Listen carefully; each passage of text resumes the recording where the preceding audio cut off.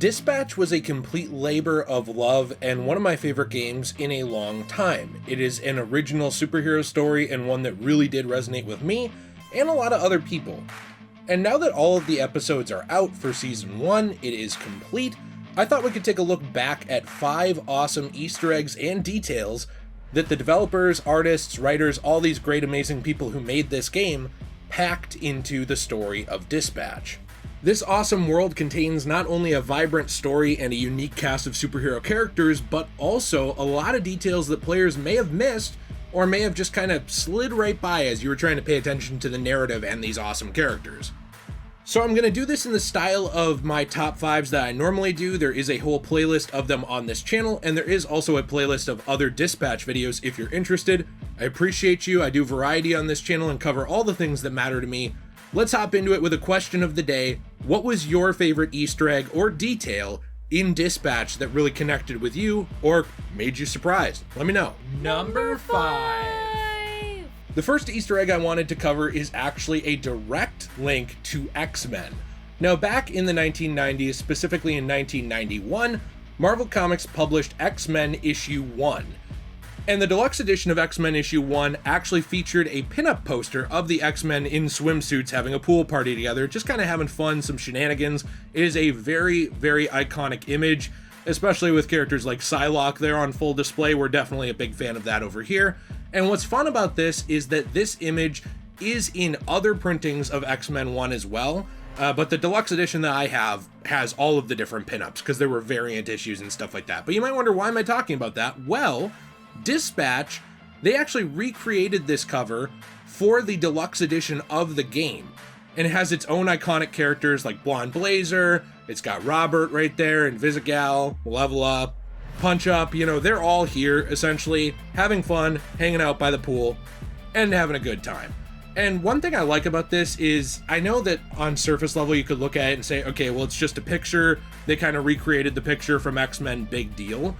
What this does is it goes to show how the game was not only inspired by other superhero stories, but also that the devs and the artists knew their stuff when it came to nerd culture and comic books.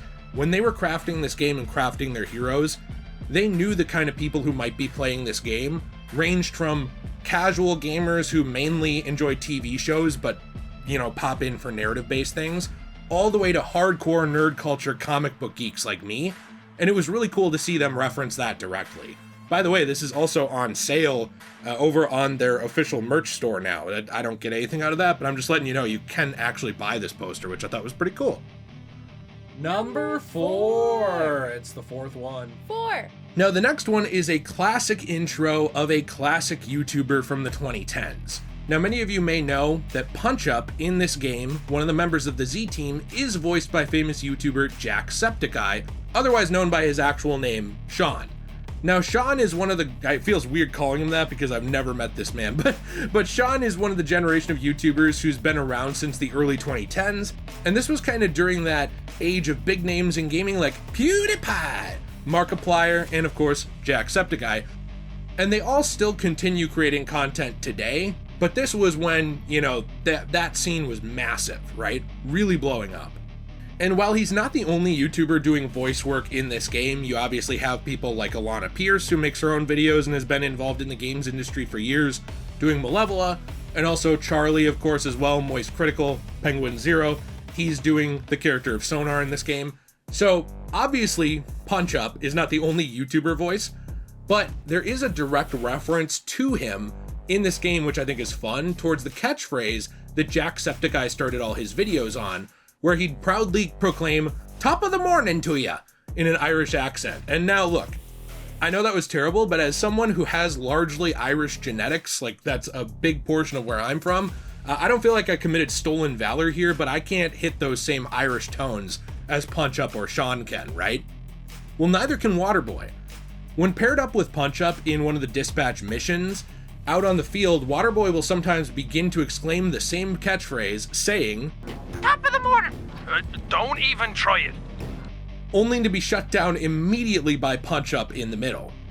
Now, I got this to work on episode 4, when Waterboy was first joining my team. You can choose between him and Phenomaman, but you can give it a try in other places It didn't happen the first time. I had to do a pair up a couple of times for it to pop, but I thought it was pretty fun.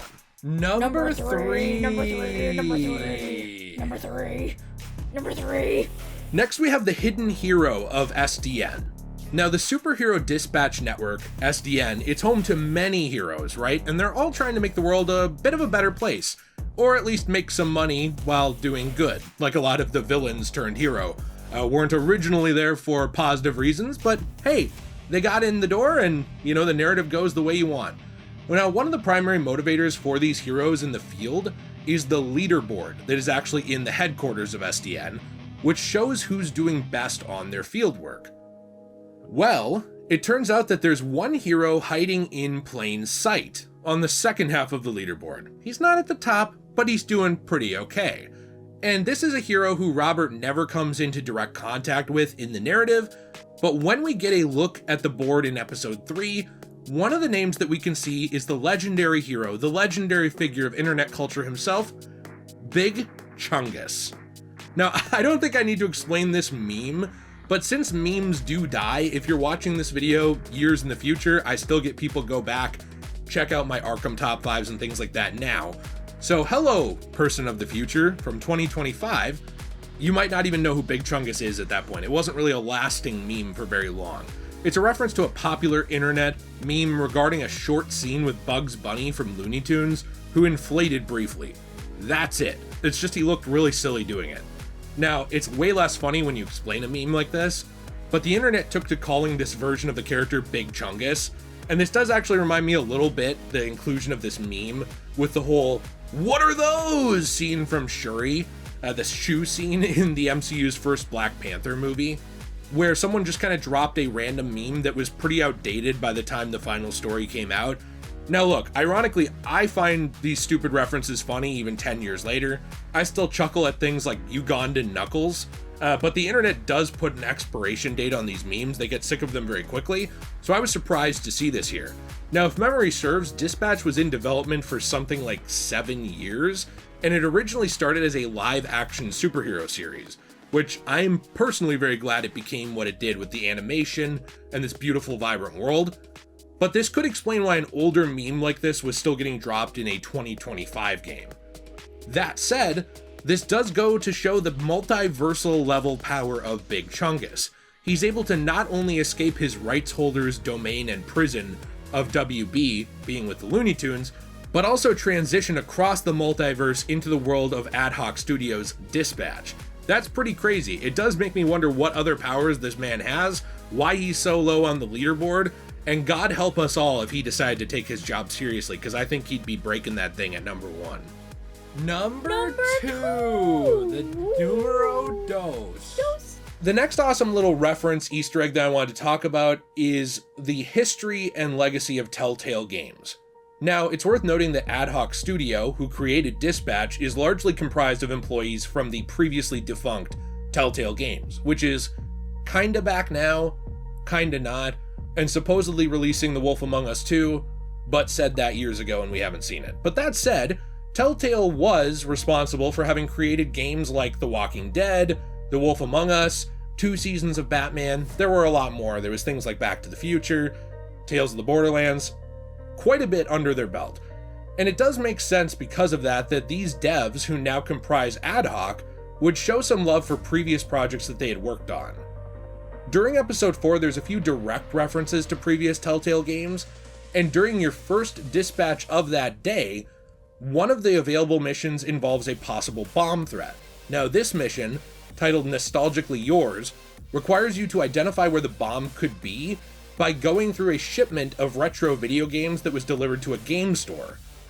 One of the options for a game that could be hiding the bomb is titled The Wolves Inside Us, which is an unsubtle reference to Telltale's The Wolf Among Us, and also sounds like a really weird young adult fantasy novel that people would read, The Wolves Inside Us. Now, during the same shift, the mission Theatrically Yours also appears, involving another bomb search, and this is at a movie theater. Now, one of the theaters is actually playing a little show called Standing Alive, which is a direct reference to Walking Dead. And it's just a fun little reference here that goes to show that they still love their old stuff, And there's a few more similar ones, but I am saving those for if I do a second list in the future, which if you want to see, let me know. And before we get to number 1, I'd love to hear your answer to the question of the day of what your favorite detail was, if there's something you want me to talk about, whether it's a detail, Easter egg, or more in the future, and what this game meant to you. Really struck a chord with me, and I love making videos like this. Number 1! Splat. The final detail is how Shroud, the villain of this game, actually received his supervillain name. And it is found in the deluxe edition of Dispatch in one of the supplementary comics titled The Death of Mecha Man, which focuses on Astral, which is essentially the middle Mecha Man. There was Mecha Man Prime, which was the Robert we play as his grandfather. There was Mecha Man Astral, which was the second Mecha Man, the father of Robert. And then finally there's Robert, who is the newest Mecha Man. Now, Astral directly knew Eli, who would later become Shroud, and we get to see how their relationship fell apart in the comic. Now, there was supposed to be a vote 5 different times to allow Eli into the Brave Brigade, which is pretty much like the Justice League or the Avengers of the Dispatch world from before the story started. Now, unfortunately, Astral decided to cancel that vote 5 different times, essentially believing that Eli did not have the heart of a hero. Eli got sick of it, challenged Astral to a fight, and Astral beat him to a pulp, partially by throwing a towel over his face, and then when he's going to deliver the final blow, he essentially says that he's going to lift the shroud so that Eli can see the final hit coming. But of course, Chase Trackstar, he jumps in, saves Eli, and basically chews out Astral for what he did, with Eli approaching them from behind with Astral's gun and shooting him. And of course as well, this is essentially the supervillain origin of how Shroud became who he was, as someone who possibly could have been mentored, possibly could have been taught and brought back into the right path like the Z-Team was by Astral's son. Robert's father decided not to do that and essentially decided to give him tough love, which ended in him getting shot. It's very sad. It goes to show that Robert's dad, Astral, was not the best person of all time behind the scenes, even if he was a good hero and a good friend to Chase, but he, essentially helped push Eli into becoming Shroud. And to see that detail is very, very interesting. It is something I kind of wish we got to see in the game itself, because even though these digital comics are in the game, a lot of people will never read them or will not have the digital deluxe version. But in general, it's really cool, it's a fun detail, and I loved seeing it. These were 5 of my favorite Easter eggs, details, and just little fun things I loved seeing in Dispatch. Let me know what yours are and what you enjoyed about the game down below. If you want to support this channel, I have other top 5s in gaming and all kinds of stuff. This is my 3rd Dispatch video, and I'm going to be making more because I did love the game. And I'd appreciate if you left a like and subscribed, joined the little family we have going here, and I appreciate that. Also as well, there are ways to support our channel in different avenues, like we have other channels in the description down below, like a podcast style Let's Play channel where we play through games together. We have a Fortnite code, which is DJAY123. And of course as well, we also have our own store, CosmoBunny.shop. Now these are one-of-a-kind items for one-of-a-kind heroes like you. We have coasters, keychains, trays, and more, all made from recycled paper, from comics, manga, magazines, and other books that have been damaged. What we do is we take these things, we turn them into something new using resin, using a little piece of those damaged books to create something new for your home, and then we recycle the rest. You can use code DJAY123 for 10% off your first purchase over there. Have a fantastic day, and as always everyone, stay shway.